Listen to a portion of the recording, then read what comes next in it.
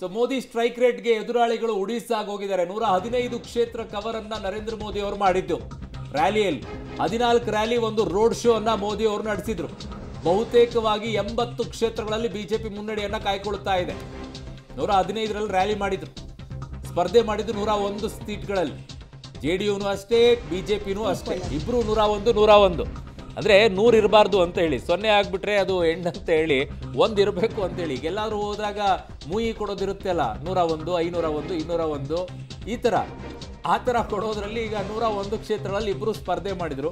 ಅದೇ ಒಂದು ರೀತಿಯಾಗಿ ಅವರಿಗೆ ಲಾಭವಾಯ್ತಾ ಏನೋ ಗೊತ್ತಿಲ್ಲ, ಅವ್ರವ್ರ ನಂಬಿಕೆಗಳಿಗೆ ಬಿಟ್ಟು. ಹಂಗ್ ನೋಡಕ್ ಹೋದ್ರೆ ಸರ್, ಲಾಸ್ಟ್ ಟೈಮ್ ಬಿಜೆಪಿ 110ರಲ್ಲಿ ಸ್ಪರ್ಧೆ ಮಾಡಿತ್ತು, ಅದ್ರಲ್ಲಿ 9 ಮೈನಸ್ ಮಾಡಿ ಕೊಟ್ಟಿದ್ರು ಜೆಡಿಯು. ಎಸ್ ಎಸ್ ಎಸ್ ಡಾಕ್ಟ್ರೇ, ಈಗಾಗಲೇ ಕೇಳ್ತಾ ಇದ್ದೆ ನಾನು ನಿಮಗೆ, ಬಿಹಾರದ ಫಲಿತಾಂಶ ಕರ್ನಾಟಕದ ಮೇಲೆ ಏನು ಪರಿಣಾಮವನ್ನು ಉಂಟು ಮಾಡಬಹುದು ಬಿಜೆಪಿಯಲ್ಲಿ? ಕಾಂಗ್ರೆಸ್ನವ್ರು ಸಿಕ್ಕರೆ ಕಾಂಗ್ರೆಸ್ನವ್ರಿಗೆ ಕೇಳ್ತೀವಿ. 100% ಇದರ ಮೇಲೆ ಪಾಸಿಟಿವ್ ಪರಿಣಾಮ ಬಿಜೆಪಿಯ ಕಾರ್ಯಕರ್ತರ ಮೇಲೆ ಖಂಡಿತ ಇದೆ. ಇದರಲ್ಲಿ ಕಾನ್ಫಿಡೆನ್ಸ್ ಲೆವೆಲ್ಸ್ ಜಾಸ್ತಿ ಆಗ್ತದೆ 100% ಈ ರೀತಿಯ ರಿಸಲ್ಟ್ ಬಂದಾಗ.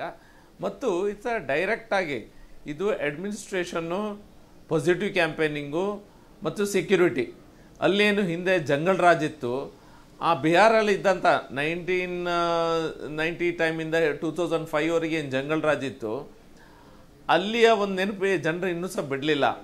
ಆ ರೀತಿಯ ಜಂಗಲ್ ರಾಜನನ್ನು ತೆಗೆದು ಒಳ್ಳೆಯ ಸುಶಾಸನ ಕೊಡುವಂಥ ಕೆಲಸ ಸರ್ಕಾರ ಮಾಡ್ತಾ ಇದೆ ಈಗ ಅಲ್ಲಿ ಬಿಜೆಪಿ ಮತ್ತು NDA ಸರ್ಕಾರ. ಆ ಜಂಗಲ್ ರಾಜ್ ಏನಿದೆ, ಆ ಜಂಗಲ್ ರಾಜ್ ಈಗ ಮೆಲ್ಲ ಕರ್ನಾಟಕದೊಳಗೆ ಬರ್ತಾ ಇದೆ, ಜನರ ಮನಸ್ಸಲ್ಲಿ ಬರ್ತಾ ಇದೆ. ಲಾ ಆ್ಯಂಡ್ ಆರ್ಡರ್ ಟೋಟಲ್ ಆಗಿ ಕಂಪ್ಲೀಟ್ ಫೇಲಿಯರು, ಕ್ಯಾಪಿಟಲ್ ಎಕ್ಸ್ಪೆಂಡಿಚರ್ ಇಲ್ಲ, ಡೆವಲಪ್ಮೆಂಟ್ ಇಲ್ಲ. ಹಿಂದೆ ಬಿಹಾರಲ್ಲಿ ಏನಿತ್ತು ಆ ರೀತಿಯ ಡೆವಲಪ್ಮೆಂಟನ್ನು ಕಾಂಗ್ರೆಸ್ ಸರ್ಕಾರ ಕರ್ನಾಟಕದಲ್ಲಿ ಮಾಡ್ತಾ ಇದೆ. ಅದನ್ನ ಮೀರಿ ನಿಲ್ಬೇಕಾದದ್ದು, ಅವ್ರನ್ನ ಸೋಲಿಸಬೇಕಾದದ್ದು ಶಕ್ತಿ ಇರೋದು ಬಿಜೆಪಿಗೆ. ಚುನಾವಣಾ ಆಯೋಗ ನಿಮ್ಮ ಹತ್ರ ಇದೆ, ನೀವು ಏನ್ ಬೇಕಾದ್ರೂ ಮಾಡಬಹುದು ಅಂತ ಅವ್ರು ಆರೋಪ ಮಾಡ್ತಾ ಇದ್ದಾರೆ. ಚುನಾವಣಾ ಆಯೋಗ ಅವ್ರ ಕೈಯಲ್ಲೂ ಇದೆ, ಇವ್ರ ಕೈಯಲ್ಲಿದೆ. ಇದೆ ಇಂಡಿಪೆಂಡೆಂಟ್ ಬಾಡಿ. ಒಂದು SIR ವಿರುದ್ಧ ಇವರೇನು ಕ್ಯಾಂಪೇನ್ ಮಾಡ್ತಾ ಇದ್ದಾರೆ, ಈ ವೋಟ್ ಚೋರಿ ಅನ್ನುವಂಥದ್ದು ಯಾಕೆ ಮಾಡಿದ್ರು ಅಂತ ಹೇಳಿದ್ರೆ, ಅವರಿಗೆ SIR ಬರ್ತದೆ ಅಂತ ಗೊತ್ತಾಯ್ತು. SIR ಬಂದ್ರೆ ಈ ಇಲ್ಲಿಗಲ್ ವೋಟರ್ಸ್ ಅನ್ನ ವೋಟರ್ ಲಿಸ್ಟ್ ಇಂದ ತೆಗಿತಾರೆ. ಇಲ್ಲಿಗಲ್ ವೋಟರ್ಸ್ಗೆ ಮತ್ತು ನಾನ್ ಇಂಡಿಯನ್ ಸಿಟಿಸನ್ಸ್ಗೆ ಅವಕಾಶ ಇಲ್ಲ.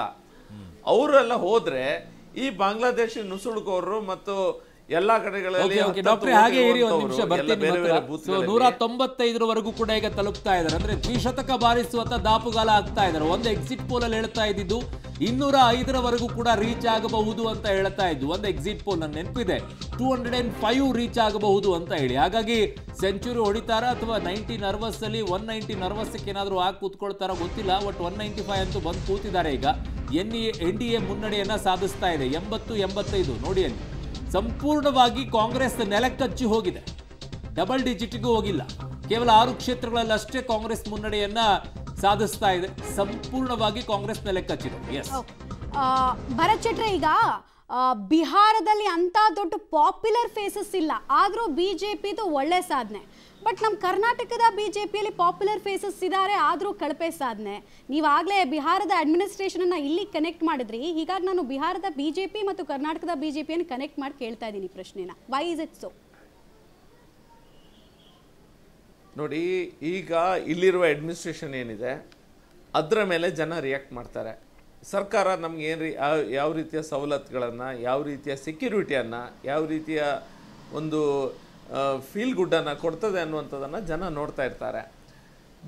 ಬಿಹಾರಲ್ಲಿ ನೋಡಿದ್ದಾರೆ, ಬಿಹಾರಲ್ಲಿ ಪುನಃ ಅದಕ್ಕೆ ವೋಟ್ ಮಾಡಿದ್ದಾರೆ. ಕರ್ನಾಟಕದಲ್ಲಿ ಈಗ ಏನಾಗ್ತಾ ಇದೆ ಅನ್ನೋದು ಜನ ನೋಡ್ತಾ ಇದ್ದಾರೆ. ಕರ್ನಾಟಕ ಈಗ ಮೆಲ್ಲ ಜಂಗಲ್ ರಾಜ್ ಆಗ್ತಾ ಇದೆ. ಮತ್ತು BJPಯಲ್ಲಿ ನಾವು ಇದೆಲ್ಲ ವಿಷಯಗಳನ್ನು ಕರೆಕ್ಟಾಗಿ ಸಕಾರಾತ್ಮಕವಾಗಿ ಜನರಿಗೆ ತಿಳಿಸುವಂಥ ಕೆಲಸಗಳನ್ನು ನಾವು ಮಾಡ್ತಾ ಇದ್ದೇವೆ. ಜನ ಖಂಡಿತ ಈ ರೀತಿಯ ಸರ್ಕಾರವನ್ನು ಕೆಳಗಿಳಿಸಿ ಹೇಳ್ತಾರೆ. ಹಾಗಾಗೋದಾದ್ರೆ ಮಹೇಶ್ ತೆಂಗಿನಕಾಯಿ ಅವರೇ, ಹಾಗಾಗೋದಾದ್ರೆ ನಿತೀಶ್ ಕುಮಾರ್ ಅವರು ಈಗ 10,000 ರೂಪಾಯಿಯನ್ನ ಪ್ರತಿ ಮಹಿಳೆ ಅಕೌಂಟಿಗೆ ಹಾಕಿದ್ದಕ್ಕೆ ಅಲ್ಲಿ ಮತಗಳು ಜಾಸ್ತಿ ಆಯ್ತು, ಮಹಿಳಾ ಮತದಾರ ಹಾಕಿದ್ರು ಅಂತ ಆಯ್ತು. Okay fine. ಹಾಗಿದ್ದಾಗ ಇಲ್ಲಿ ಗೃಹಲಕ್ಷ್ಮಿ ಯೋಜನೆ ಇರೋದ್ರಿಂದ ನಾಳೆ 2028ರ ಚುನಾವಣೆಯ ಸಂದರ್ಭದಲ್ಲಿ ಮಹಿಳಾ ಮತದಾರರ ಅಕೌಂಟ್ಗಳಿಗೆ 2-3 ತಿಂಗಳ ಬಾಕಿ ಎಲ್ಲ ಸೇರಿಸ್ಕೊಂಡ್ಬಿಟ್ಟು 6,000 8,000 ರೂಪಾಯಿ ಹಾಕಿದ್ರೆ ಮಹಿಳಾ ಮತದಾರರು ಹಾಕಲ್ಲ ಅಂತೀರಾ ಮಹೇಶ್ ತೆಂಗಿನಕಾಯಿ ಅವರೇ? ಟು ದ ಸೋರ್ಸ್ ಪಾಯಿಂಟ್ ನೋಡಿ ಅರುಣ್ ಅವರು ಈಗಾಗಲೇ ಅದನ್ನ ಎಕ್ಸ್ಪೆರಿಮೆಂಟ್ ಆಗಿ ಮಹಿಳೆಯರು ವೋಟ್ ಹಾಕಿದಾರೆ ಹೇಳಿದ್ರಲ್ಲ ಮೂರು ಡಾಕ್ಟರ್ ಬರ್ತೀನಿ, ಒಂದೇ ನಿಮಿಷ ಡಾಕ್ಟರ್ ಬರ್ತೀನಿ. ಮಹೇಶ್ ತೆಂಗಿನಕಾಯಿ ಅವರೇ. ಅರುಣ್ ಡಾಕ್ಟ್ರೇ ಒಂದು ಸೆಕೆಂಡ್. ಅರುಣ್ ಅವ್ರು ನೀವು ಹೇಳಿದ್ರಿ 10,000 ಜನ ಹಾಕ್ಬೋದು ಆ ಥರ ಅಂತಂದೇಳಿ. ಇಲ್ಲಿ ಕರ್ನಾಟಕದಲ್ಲಿ ನಡೆದಿರ್ತಕ್ಕಂಥ 3 ಬೈ ಎಲೆಕ್ಷನ್ಗೂ ಸರ್ಕಾರ ಏನು ಮಾಡಿತ್ತು? ಅದೇ ರೀತಿಯಾಗಿರ್ತಕ್ಕಂಥ ಹಣವನ್ನು ಮಾರ್ಪಾಡ. ಆದರೆ ಇವತ್ತಿನ 2.5 ವರ್ಷದಲ್ಲಿ ಕಾಂಗ್ರೆಸ್ ಪಾರ್ಟಿ ಸರ್ಕಾರ, ನಾನು ಹೇಳೋದು ಒನ್ ಮಿನಿಟ್, ಕಾಂಗ್ರೆಸ್ ಪಾರ್ಟಿ ಸರ್ಕಾರ ಕೊಟ್ಟಿರ್ತಕ್ಕಂಥ ಆಶ್ವಾಸನೆ, ಅದು ವಿದ್ಯುತ್ ಫ್ರೀ ಇರಲಿ, ಬಸ್ ಇರಲಿ ಅಥವಾ ಗೃಹಲಕ್ಷ್ಮಿ ಇರಲಿ, ಅವ್ರು ಏನು ಸ್ಕೀಮ್ ಇತ್ತು ಯಾವುದನ್ನು ಕೂಡ 100% ಫುಲ್ಫಿಲ್ ಮಾಡಿಲ್ಲ ಅನ್ನುವಂಥದ್ದು ಜನರಿಗೆ ಸ್ಪಷ್ಟ ಇದೆ. ಅವ್ರು ಮೊದಲು ಏನು ಹೇಳಿದರು, ಎಲ್ಲ ಮಹಿಳೆಯರಿಗೆ 2,000 ರೂಪಾಯಿ ಅಂತ ಹೇಳಿದರು. ಅದಾದಮೇಲೆ ಏನು ಹೇಳಿದರು, ಮನೆ ಒಡತಿಗೆ ಮಾತ್ರ 2,000 ಅಂತಂದರು. ಅಲ್ಲಿಗೆ ಅರ್ಧ 50% ಕಟ್ ಆಗ್ತಾಯಿದೆ. ಇವಾಗ ಎಷ್ಟೋ ಯೂನಿಟ್ ಅನ್ನು ಅಂತಂದು ಹೇಳಿದರು, 200 ಯೂನಿಟ್ ಅಂತ ತೊಗೊಂಬಂದರು. ಅದರಲ್ಲಿ ಕಮ್ಮಿ ಇದ್ದವ್ರು ಕಮ್ಮಿ ಅಂತ ಹೇಳೋದು. ಹಾಗಾಗಿ ನಾನು ಹೇಳೋದು ಒಂದೇ ಅರುಣ್ ಅವರೇ, ಇಲ್ಲಿ ಕೊಟ್ಟಿರ್ತಕ್ಕಂಥ ಆಶ್ವಾಸನೆಯನ್ನು ಕಾಂಗ್ರೆಸ್ ಪಾರ್ಟಿ 100% ಈಡೇರಿಸಿಲ್ಲ ಅನ್ನುವಂಥದ್ದು ಒಂದು. ಎರಡನೇದು, ಕಳೆದ 2.5 ವರ್ಷದಲ್ಲಿ ನಡೆದಿರ್ತಕ್ಕಂಥ ಆಡಳಿತವನ್ನು ನಾವು ಗಮನಿಸಿದಾಗ ಯಾವುದೇ ರೀತಿಯಾಗಿರ್ತಕ್ಕಂಥ ಅಭಿವೃದ್ಧಿ ಕಾರ್ಯಗಳಿಲ್ಲ. ಇದು ಭಾಳ ಸ್ಪಷ್ಟವಾಗಿ ಕೇವಲ ನಾವು ಗ್ಯಾರಂಟಿ ಅಂತ ಹೇಳ್ಕೊಂಡು ಹೋಗೋದು ಅಷ್ಟೇ ಅಲ್ಲ. ಗ್ಯಾರಂಟಿ ಜೊತೆಗೆ ಇವತ್ತು ಬಿಹಾರದಲ್ಲಿ ಯಾಕೆ NDA ಗಠಬಂಧನ ಇಷ್ಟು ದೊಡ್ಡ ಪ್ರಮಾಣದಲ್ಲಿ ಗೆಲುವನ್ನು ಸಾಧಿಸ್ತು? ನೀವು ಕಾಪಿ ಕ್ಯಾಟಕ್ಕಂಥ ಆಶ್ವಾಸನೆ ಇಡ್ತು, ಜೊತೆಗೆ ಅಭಿವೃದ್ಧಿ ಪಥದಲ್ಲಿ ಕೂಡ ರಾಜ್ಯವನ್ನು ಒಯ್ತಕ್ಕಂಥ ಪ್ರಯತ್ನ ಇತ್ತು. ಎಲ್ಲ ನೀವು ಕಾಪಿ ಕ್ಯಾಟರ್ಸ್. ಫಸ್ಟ್ ಗ್ಯಾರಂಟಿ ವಿರೋಧ ಮಾಡಿದ್ರಿ, ನೀವೇ ಗ್ಯಾರಂಟಿಗಳನ್ನ ಘೋಷಣೆ ಮಾಡಿದ್ರಿ. ನೋಡಿ, ಗ್ಯಾರಂಟಿ ಬಗ್ಗೆ ಅಂತ ಅಲ್ಲ, ಕೆಲವೊಂದ್ಸಲ ರಾಜಕಾರಣ ಮಾಡಬೇಕಾದಂತ ಸಂದರ್ಭ ಬಂದಾಗ ಎಲ್ಲಾನು ಕೂಡ ನಾವು ದಾಳಗಳನ್ನು ಹಾಕಬೇಕಾಗತ್ತೆ. ಕಂಟಿನ್ಯೂ ಮಾಡಿ ಸರ್, ಕಂಟಿನ್ಯೂ ಮಾಡಿ. ಕಾಪಿ ಕ್ಯಾಟರ್ಸ್ ಅಲ್ವಾ ನೀವು? ನೋಡಿ, ಕಾಪಿ ಅನ್ನುವಂಥದ್ದು ಪ್ರಶ್ನೆನೇ ಇಲ್ಲ. ಯಾಕಂದ್ರೆ ಭಾರತೀಯ ಜನತಾ ಪಾರ್ಟಿ ನಾವು ನಮ್ಮ ಐಡಿಯಾಲಜಿ ಮೇಲೆ ನಾವು ಹೋರಾಟವನ್ನು ಮಾಡ್ತೇವೆ, ನಮ್ಮ ಐಡಿಯಾಲಜಿ ಮೇಲೆ ನಾವು ಇಲೆಕ್ಷನ್ ಮಾಡ್ತೇವೆ. ಬೂತ್ ಸಿಸ್ಟಮನ್ನು ಇಡೀ ದೇಶದಲ್ಲಿ ತಂದಿದ್ದಾರು ಭಾರತೀಯ ಜನತಾ ಪಾರ್ಟಿ. ಹಾಗಾದರೆ DK ಶಿವಕುಮಾರ್ ಅವರು ಕಾಪಿ ಕ್ಯಾಟರ್ ಮಾಡಕ್ಕೆ ಹೋಗ್ಲಿಲ್ಲ. ನಾವು ಬೂತ್ ಅಧ್ಯಕ್ಷರು ಮಾಡ್ತೇವೆ, ಬೂತ್ ಏಜೆಂಟ್ ಮಾಡ್ತೇವೆ, BLA 2 ಮಾಡ್ತೇವೆ ಅಂತ ಹೇಳಿದ್ರೆ ಕರ್ನಾಟಕದಾಗ ಕಾಪಿ ಕ್ಯಾಟರ್ ಅಂತ ಹೇಳಿ. If you want to do it, ಅವ್ರು ಮಾಡ್ತಿದ್ರೆ ಮಾಡ್ಲಿ, ನಮಗೇನು ಅಭ್ಯಂತರ ಇಲ್ಲ. ಸರಿ, ಅಗ್ರೀಡ್ ಆಯ್ತು. ನೋಡಿ, ಬಿಹಾರದಲ್ಲಿ ನಡೆದಿರ್ತಕ್ಕಂಥದ್ದು ಅಭಿವೃದ್ಧಿ ವಿಷಯದ ಮೇಲೆ ಚುನಾವಣೆ.